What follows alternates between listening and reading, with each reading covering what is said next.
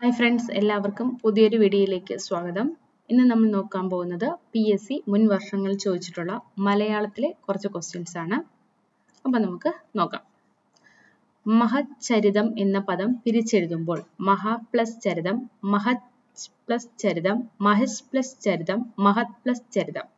അപ്പം മഹത് ചരിതം എന്ന് പിരിച്ചെഴുതുന്നത് മഹത് പ്ലസ് ചരിതമാണ്. മഹത് പ്ലസ് ചരിതം. ഇവിടെ തായും ചായും കൂടെ ചേർന്നിട്ടാണ് ഇച്ഛയാവുന്നത്. മഹത് പ്ലസ് ചരിതം കണ്ടോ. ഇനി അതുപോലെ വരുന്നതാണ് ചലച്ചിത്രം. എന്താണ്? ചലത് പ്ലസ് ചിത്രമാണ് ചലച്ചിത്രം.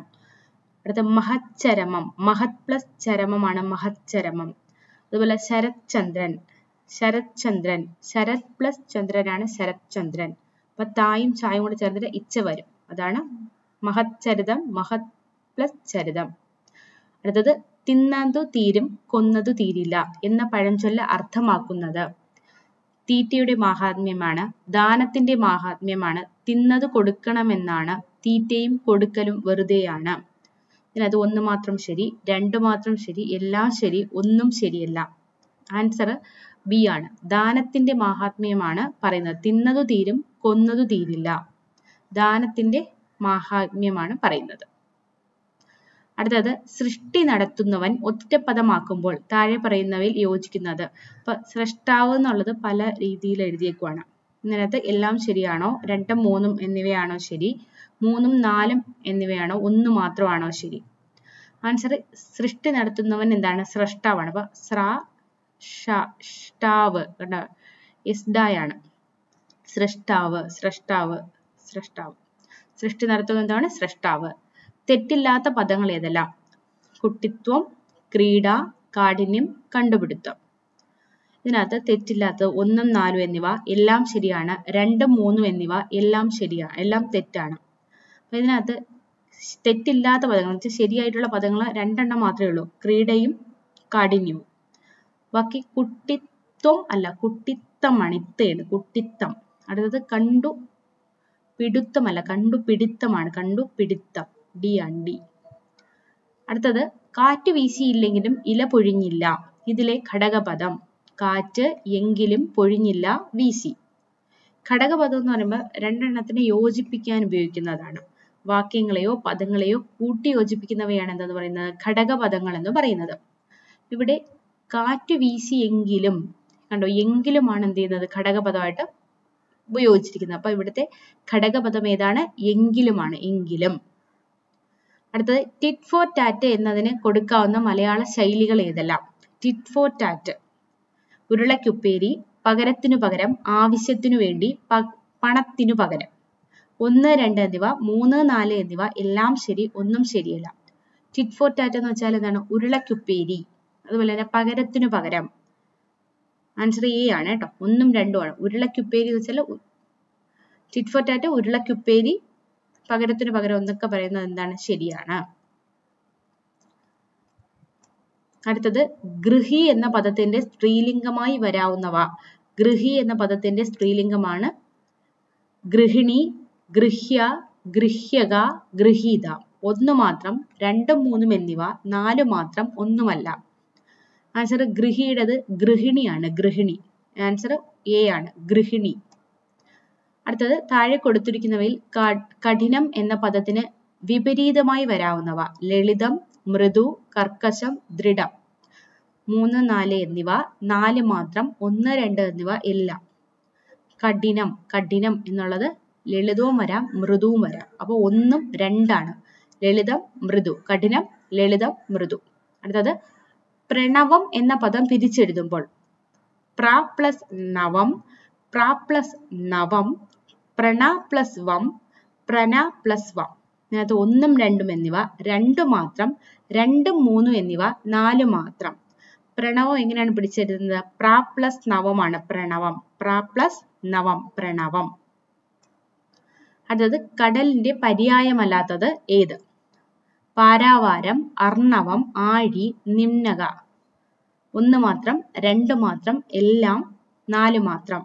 അപ്പൊ ഇതിനകത്ത് നിമ്നക, നിമ്നക എന്ന് പറഞ്ഞാൽ നദിയാണ്. നിമ്നക അത് കടലിന്റെ പര്യായമല്ല. ബാക്കി പാരാവാരം, അർണവം, ആഴി ഇതെല്ലാം എന്താണ്? കടലിന്റെ പര്യായമാണ്. അടുത്തത് താഴെ നൽകിയ വാക്യങ്ങളിൽ ശരിയായവ ഏതെല്ലാം? കരുണയില്ലാത്ത പെരുമാറ്റം വെറുതെ വ്യർത്ഥമാണ്. കരുണയില്ലാത്ത പെരുമാറ്റം വ്യർത്ഥമാണ്. കരുണയില്ലാത്ത പെരുമാറ്റം വെറുതെയാണ്. കരുണയില്ലാത്ത വെറുതെയുള്ള പെരുമാറ്റം വ്യർത്ഥമാണ്. അതെല്ലാം ശരിയാണ്. 2, 3 എന്നിവ ശരി, 1, 4 എന്നിവ ശരി, എല്ലാം തെറ്റാണ്. ആൻസർ 2, 3 ആണ്. അപ്പൊ നമുക്ക് കരുണയില്ലാത്ത പെരുമാറ്റം വെറുതെ വ്യർത്ഥമാണ്. വെറുതെ എന്ന് വേണ്ട, വെറും വ്യർത്ഥമാണെന്ന് മതി. അപ്പൊ കരുണയില്ലാത്ത പെരുമാറ്റം വ്യർത്ഥമാണെന്നോ അല്ലെങ്കിൽ കരുണയില്ലാത്ത പെരുമാറ്റം വെറുതെയാണെന്നോ ഇതിനകത്ത് ഏതെങ്കിലും ഒന്ന് മതി. 2, 3 ആണ് ശരി. വിജയത്തെ ഘോഷിക്കുന്ന യാത്ര ഒറ്റപ്പദമാക്കുക. ഘോഷയാത്ര, വിജയയാത്ര, വിജയാഘോഷം, ജൈത്രയാത്ര. 1, 2 എന്നിവ 4 മാത്രം, 2, 3 എന്നിവ 2 മാത്രം. വിജയത്തെ ഘോഷിക്കുന്ന യാത്രയാണ് ജൈത്രയാത്ര. ജൈത്രയാത്ര. ആൻസർ ബി ആണ്. താഴെ പറയുന്നതിൽ അർത്ഥം കൊണ്ട് ഏകവചന രൂപം ഏത്? മനുഷ്യർ ഏകവചനമാണോ? അല്ല, ബഹുവചനമാണ്. ഋതുക്കൾ എന്താണ്? ബഹുവചനമാണ്. ഭൃത്യർ ബഹുവചനമാണ്. വൈദ്യർ, വൈദ്യർ എന്താണ്? അർത്ഥം കൊണ്ടത് ഏകവചനമാണ്, പക്ഷെ അത് പൂജക ബഹുവചനത്തിന് എക്സാമ്പിൾ ആണ് വൈദ്യർ. ആൻസർ ഡി ആണ്. ശരിയായ ഉത്തരം ഏതെന്ന് കണ്ടെത്തുക. വേറെ ഗത്യന്തരമില്ലാതെ അയാൾ മാപ്പു പറഞ്ഞു. ഈ വിദ്യാർത്ഥിയുടെ വിജയം മറ്റുള്ളവർക്ക് മാതൃകയാണ്. പുരോഹിതരും വിശ്വാസികളും നഗര പ്രദക്ഷിണം നടത്തി. ബന്ധുക്കളെ കാണുന്നതിനും കാര്യങ്ങൾ പറയുന്നതിനും സൗകര്യമുണ്ട്. ഇതിനകത്ത് ശരിയായിട്ടുള്ള ഉത്തരം 1, 2, 3, 3, 4, 3, 4, 1, 2, 4.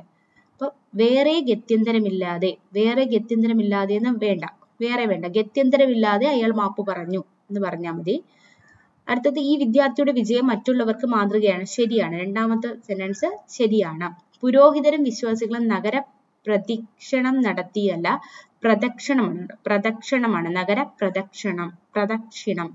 പ്രദക്ഷിണമാണ്. ബന്ധുക്കളെ കാണുന്നതിനും കാര്യങ്ങൾ പറയുന്നതിനും സൗകര്യമുണ്ട്. ശരിയാണ്. 4ഉം 2ഉം ശരിയാണ്. അപ്പൊ ആൻസർ ഡി ആണ്. സ്ത്രീലിംഗ ശബ്ദം കണ്ടെത്തുക. കരി, കരിണി, കരിണി, കരിത്രി, കാരിണി. കരി എന്ന് വെച്ചാൽ ആന. ആനയുടെ സ്ത്രീലിംഗമാണ് കരിണി.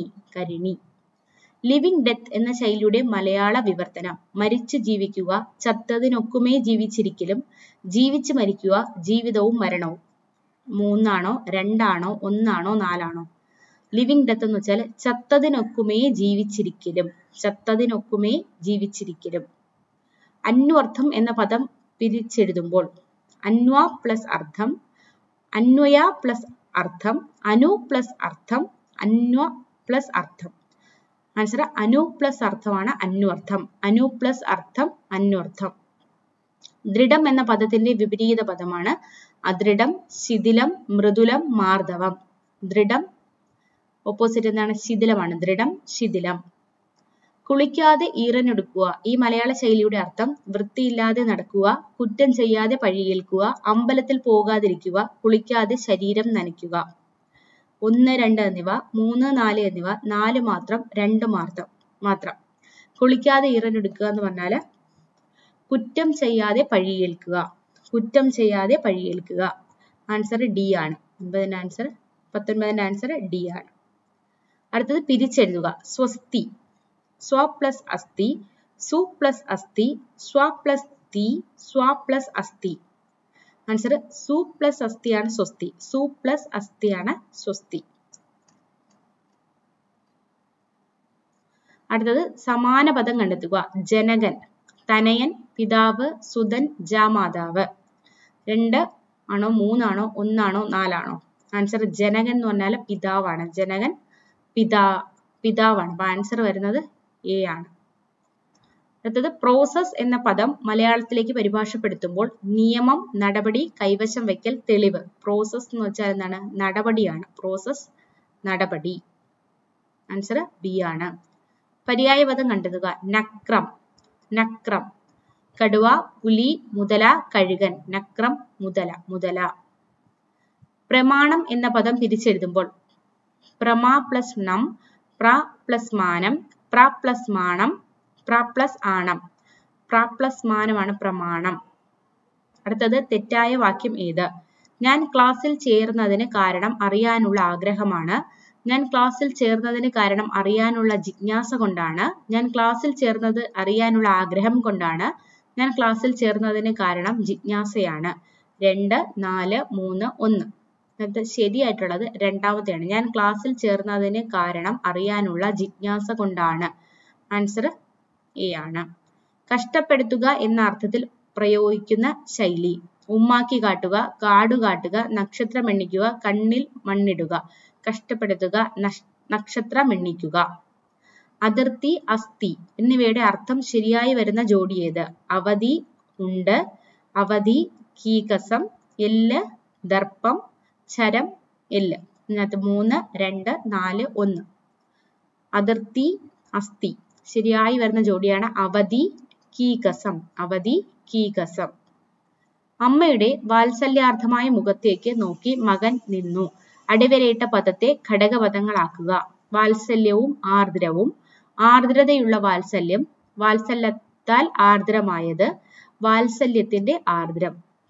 അമ്മയുടെ വാത്സല്യാർദ്രമായ മുഖം. വാത്സല്യാർത്ഥമായ വാത്സല്യത്താൽ ആർദ്രമായത്. ആൻസർ സി ആണ്. അപ്പോ മലയാളത്തിന്റെ കുറച്ച് പ്രീവിയസ് ക്വസ്റ്റ്യൻസ് ആണ് നോക്കിയത്. ഇനി കുറച്ചുകൂടി ക്വസ്റ്റ്യൻസ് നമുക്ക് നോക്കാം. അടുത്ത ക്ലാസ്സിൽ കാണാം. Thank you.